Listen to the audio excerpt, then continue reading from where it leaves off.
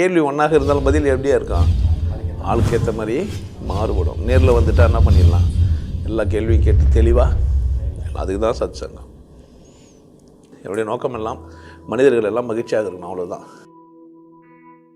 அதெல்லாம் கடவுள் இல்லை. நான் நிறைய வாட்டி சொல்லுங்கிறேன். நீங்கள் சிற்பங்கள் கோயில் இருக்கிறது, இந்த பேருங்கள்லாம் பெருமாள், திருப்பதி, இது வேங்கடச்சலை, முருகன், அவங்கெல்லாம் வந்து தெய்வம். நிறைய வாட்டி நான் இந்த பதில் சொல்லிடுறேன். கடவுள் வேறு, தெய்வம் வேறு. வையத்துள் வாழ்வாங்கு வாழ்வான், வானுரையும் தெய்வத்துள் வைக்கப்படும். லார்டு வேறு, காடு வேறு.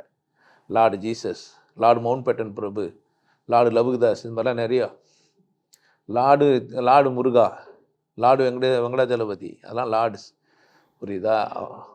எப்படி சிறப்பாக இருந்தவங்க, சிறப்பானது மனிதர்கள் தான் இல்லை, சிறப்பானது, கொண்டாட தகுந்தது, தெய்வீகமானது அப்படி வச்சுக்கிறாங்க. அது வேறு, தெய்வீகம் வேறு, கடவுள் ஒன்று தான். சரியா? அந்த மாதிரி தெய்வீகமானது கூட செய்ய முடியாத ஒரு மனிதன் செய்யலான்றார் வள்ளுவர். கடவுள் கூட நிகழ் வைக்கல அவர். தெய்வத்தால் ஆகாது நின்னும் முயற்சி தன் மெய்வருத்த குளிதரும். யார் விசேஷமானவங்களாக இருந்தாலும் அதை விட விசேஷமாக யார் செய்ய முடியும்? நீங்கள் செய்யலாம். ஸோ ஜாதகம் பார்ப்பீங்களா நீங்கள்? அப்புறம் ஏன் திடீர்னு வெங்கடாச்சலபதினா அவங்க கட்டம் எழுதி வச்சுக்கிறாங்க. இப்போ 63 நாயன்மார்கள் பிறந்தாங்க அப்படின்னு சொல்லி பெரிய புராணம் ஒன்று சொல்லி வச்சுக்கிறாங்க. அவங்க எந்தெந்த நட்சத்திரத்தில் பிறந்தாங்கன்னு இவர் எழுதி வச்சுக்கிறாரு. ஆனால் பிறந்தவங்களுக்கே தெரியாது நட்சத்திரம் எதுன்ட்டு. அதுதான் தெரியாதுன்றனே. இப்போது ஜாதகம் எழுதிக்கிறாங்களே, அவங்களுக்கு ஜாதகம் ஏன் இப்படி எழுதுறாங்க தெரியுமா என்ன? ஒருத்தருக்கு பார்த்து இருந்தீங்கன்னா நட்சத்திரம்னா அவங்க நட்சத்திரம்லாம் சொல்கிறாங்க. மனப்பாடம் பண்ணதுனால தானே. 2 நட்சத்திரம் இருக்குது. லக்ன நட்சத்திரமா ராசி நட்சத்திரமா அவங்களுக்கு தெரியாது தானே. உங்களுக்கு எதனா சொல்லி விட்டா அதே தெரிஞ்சுன்னா அப்படி தெரிஞ்ச மாதிரி சுற்றி நிற்பீங்க, அவ்வளோதான். இப்போ எதுவும் உங்களுக்கு தெரியாது, ஆனால் என்ன சொல்லி விட்டா என்ன பண்ணுவீங்க? சொல்லி விட்டா பூமி சுத்துதா இல்லையா எப்படி தெரியும் உங்களுக்கு? அது மாதிரி தான் இருக்கிறோமா? சுத்துதுன்னு சொல்றாங்க, தெரியாது. தெரியுதானே உங்க யாருக்குன்னா?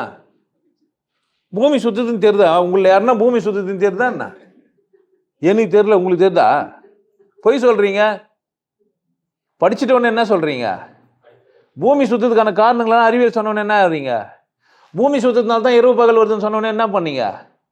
இதெல்லாம் உன்னை ஒத்துக்க வைக்கிறதுக்காக ஏமாத்திருந்தா கூட இருக்கலாம் தானே. உங்களுக்கு தெரியுதா தெரியலையா?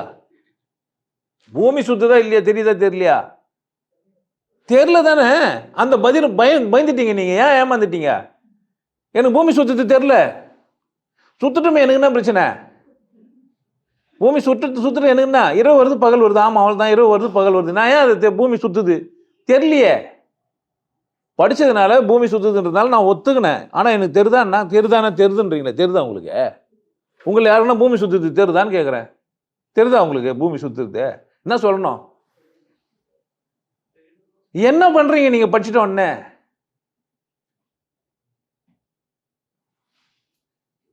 படிச்சுட்டீங்களா? நீங்க ஏமாந்துட்டீங்கல்ல. உங்களை ஏமாத்திட்டாங்க. நீங்க ஏமாந்துட்டுன்னா சொல்லுங்க. நீங்க யாரு கேட்டாலாம் சரி எப்படி சுத்துது சொல்லுங்க. வெஸ்ட்ல இருந்து ஈஸ்ட்னா சுத்துதா உருள்தா? சுத்துது. சுத்தினா சூரியன் இங்கே தானே வரணும். சுத்தினா எங்க வரணும்? சூரியன் இங்கே தானே இருக்கணும். எப்போ பார்த்தாலும் பகல் தானே இருக்கணும் எனக்கு. இல்லை பகல் இரவு இங்கே தானே வரணும். மேலே எப்பவுமே எப்படி இருந்துருக்கணும்? மேலே எப்பவுமே இருட்டு இருந்துருக்கணும் தானே. இல்லையே, இப்படியும் வரல. இப்போ உருள்தா சுத்துதா? உருள்தா சுத்துதா? உருள்து. உருள்றதுனால தான் அது பேர் உருண்டை. என்னன்னு போட்டேன் எனக்கு தெரியல. ஆனா சுத்துதோ உருள்தோ. ஆனா எனக்கு என்ன ஆகல சொல்ல தெரியாது. உனக்கு பதில் சொல்ல தெரியுமா என்ன? கத்துனா என்ன ஆயிட்ட? புரியுதா? கத்துனா என்ன ஆயிட்ட நம்ம? அப்போ பச்சை முட்டாளுன்றாங்களே. என்ன இது? நான் தான் படிக்கிறதுனால சுத்துன்னு எங்க சுத்துது? மாடு பால் கொடுக்குதா கறகுறோமா? கொடுக்குதுன்னு படிக்கிறோம். அதுவும் வர கிவ்ஸ் வர போடணும். அதுக்குல்ல தேர்ட் பர்சன் சிங்குலரு. கிவ்னு சொல்லலாமா? கவ் கிவ்னு என்ன சொல்லணும்? கிவ்ஸ். பரவாயில்லையாட்டே இல்லையா நீ? எப்போ காலை தூக்கின்னு கிவ்ஸ் பண்ணிச்சது சொல்லி எந்த அளவுக்கு படிக்கன்னா ஆயிட்ட? புரியுதா? தெரியாது என்னன்னு சொல்ல தெரியல எனக்கு. படிச்சதுனால என்ன ஆகிட்டேன்? தெரியாதுன்னு சொல்லக்கூடாது. டீச்சர் அடிச்சாங்களா இல்லையா? உன்ன அடிக்கிறாங்களா இல்லையா? அவங்களுக்கு தெரிஞ்சிச்சா? அசோகர் மரம் நட்டார், எந்த மரம்? என்ன மரம்? எத்தனை நாளில் வளர்ந்தது? அதை பராமரிக்கிறது எவ்வளோ நாளுக்கு ஒரு முறை தண்ணி ஊற்றினாரு?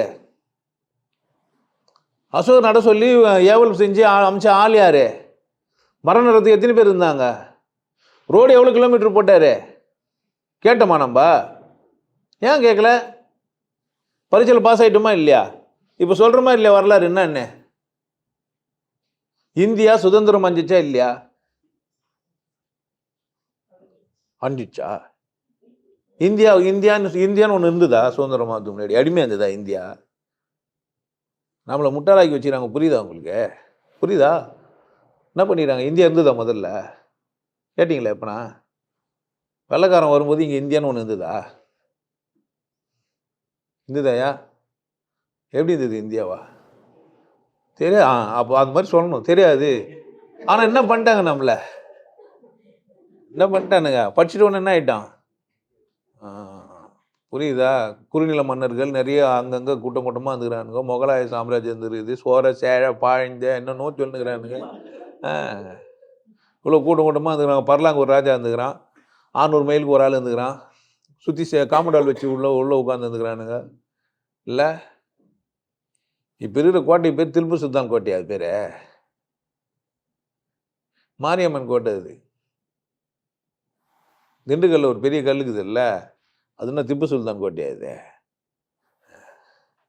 கரையாம்புத்தில் பாம்பு வந்து பூந்துன்னு இருந்து நான் என்ன? அது நம்ம என்ன படிக்கல? ஒழுங்கா படி. என்ன பண்ணாத?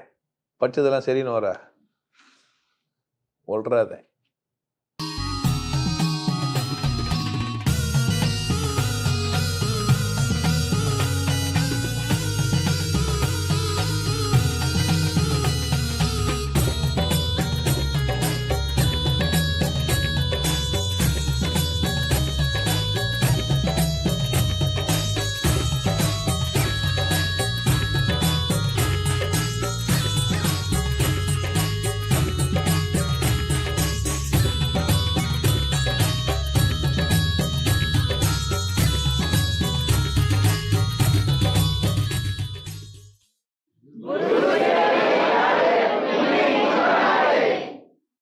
நல்லா இருங்க, சிறப்பாக இருங்க, கொண்டாட்டமாக இருங்க.